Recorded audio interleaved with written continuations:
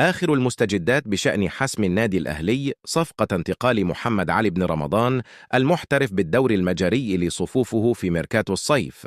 ووجه أحد المواقع المجرية صدمة إلي النادي الأهلي بشأن انتقال التونسي محمد علي بن رمضان المحترف بالدوري المجري إلي الدوري المصري. كل ما يقال في الصحافة التونسية غير صحيح على الإطلاق بشأن صفقة انتقال محمد علي بن رمضان إلى صفوف النادي الأهلي.